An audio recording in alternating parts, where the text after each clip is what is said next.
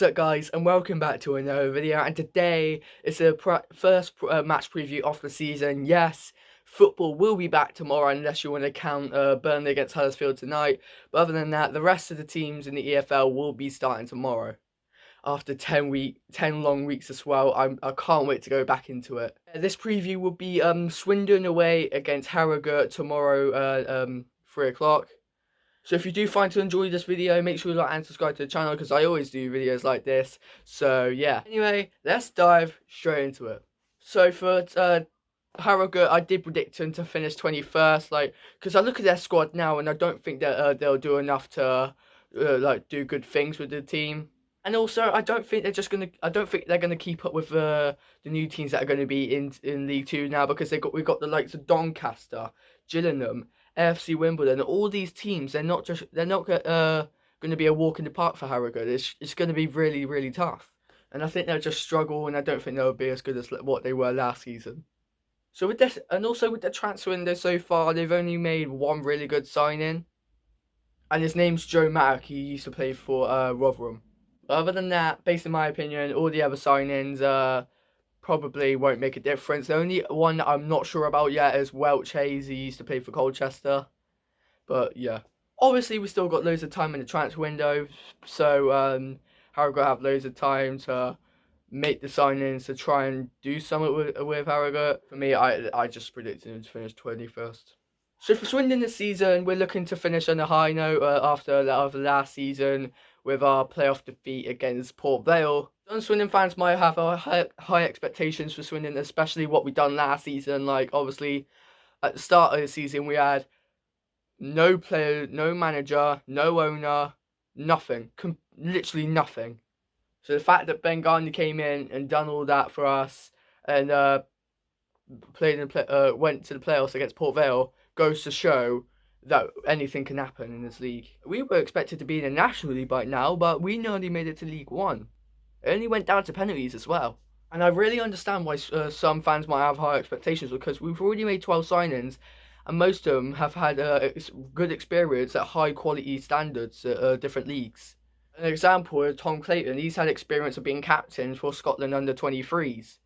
And another one is Kieran Brennan, who's had 11 appearances with Sheffield Wednesday in League One last season. So it goes to show he could be League One quality, but in League Two. So hopefully, our defence, those two examples are both defenders.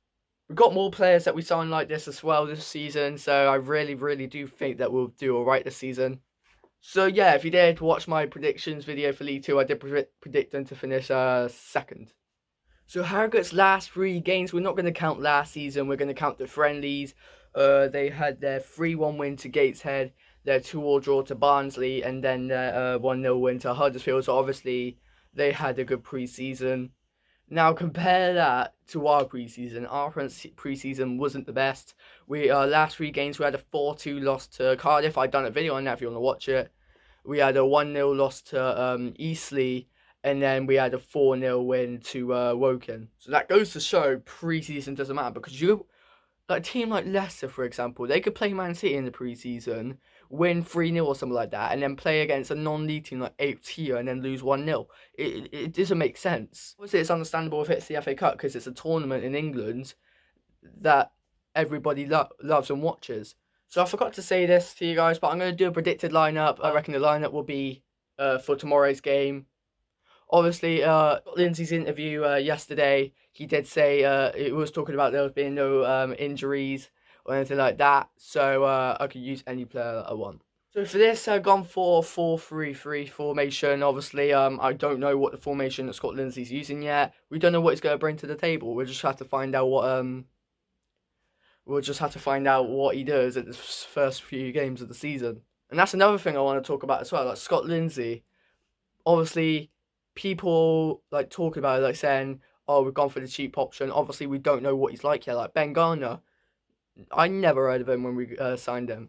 And then he was actually alright, to be fair. The decisions that Ben Gardner did make was a bit stupid, which did cost us a few points, against Newport. But he did do a lot for us, so I can't really talk crap about him. So Scott Lindsay, we don't know what it's going to be like. We don't know how we'll be sorting out stuff with situations that we're in. So, yeah. So in goal, I put Lewis Ward. Obviously, last season he was absolutely outstanding. He was a hero for us in the penalty shootout against Port Vale. Unfortunately, we lost. But yeah, he was the main man in the penalty shootouts. So it'll be understandable to put him in goal. So for right back, I put Romeo Hutton. He's our main right back right now, and I think he's our only right back. But still, he's going to be really crucial with his passing and crossing. Like if you did see my video that I made on Hutton when he joined Swindon, you would see what he did with Barrow with all his passes and crossings. It's really good. So we'll definitely need him, and I can't wait to see what he's like. So for centre back, I put Kieran Brennan. I just put him because I've talked about him in the video that he's League One quality. He's played for 11 appearances for Sheffield Wednesday last season, which goes to show what he could do in League One, and then comes down all the way to League Two. So yeah, definitely going to be a game changer, I reckon. So for our second centre back, I put Angus Mcdonald. It's understandable. He's got announced as captain last week. So yeah, if he doesn't get put in the lineup tomorrow for Harrogate, I want to know why. So for left back, I put Reece Devine. Obviously, we signed in the same day that I went to watch England against Netherlands. I just think he'll be a main man in the defence. I really do think that he'll be the main man in defence this season. Obviously, he's had a lot of experience with Man U, playing in EFL Cups and all that. He played 5 games in the EFL Trophy as well.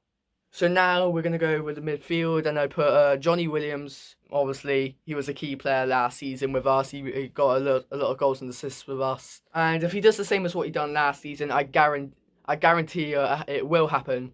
But let's hope he does, because obviously last season it was one of the key players for us. So I put Ronan Darcy as centre mid with linked with Johnny Williams because it makes sense. He's had 20 appearances with Bolton when he was in League One. And also he's had a lot of hype from fans, so hopefully he can show what he can do. And for the last centre mid, I put Sadio Khan. Obviously, he said he wants to show what he can do, so hopefully he gets the chance to. And I really think he's an outstanding player. Obviously, he's done a lot for Chesterfield and Maidstone in National League South and National League. So yeah.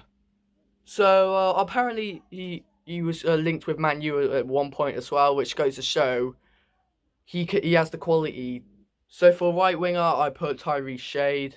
Last season he had 39 appearances for Walsall, so which goes to show that he was a key player with him at the time. He's played a lot of positions with Walsall. I'll read them out now. He's played a striker, right winger, right mid, a central attacking midfielder, left back, right back.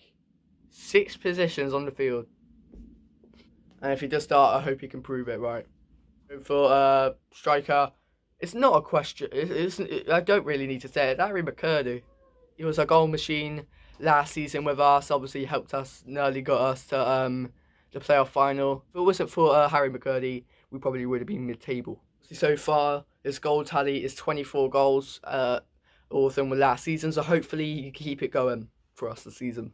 So for left wing, our final player, I put Tommy Adeloye. Apparently he was really good at the Scottish Championship, so hopefully he can come to England and show it. It might be hard though, because obviously to go from Scottish Championship playing against teams like Kilmarnock and all that, going to English level, it's not easy. But I'm really glad that we pulled off a signing like him, because obviously we needed attackers with us, and I thought he was the right man for it. And if he does start, hopefully he could do the same performance in the Scottish Championship and bring it to the game tomorrow. Now, the final bit, the moment you've all been waiting for, my Harrogate versus Swindon prediction. And I have really high hopes for Swindon. I don't think Harrogate will score. Obviously, we've got a strong defence now. Lewis Ward in goal, hopefully. Yeah. Tomorrow, my prediction is 2-0 Swindon, and I reckon the goal scorers will be Tyrese Shade and Harry McCurdy. So there you go. That's my prediction, 2-0 with Tyrese Shade and Harry McCurdy. That's the preview for today, for tomorrow's game, Swindon against Harrogate. Comment down below what your prediction is for tomorrow's game. So thanks for watching. If you did enjoy, make sure you like and subscribe to the channel. We're on the road to 750 subscribers, and it'll mean a lot if we get there. Anyway, have a great day. Let's hope we get 3 points. You know what to do. Chill.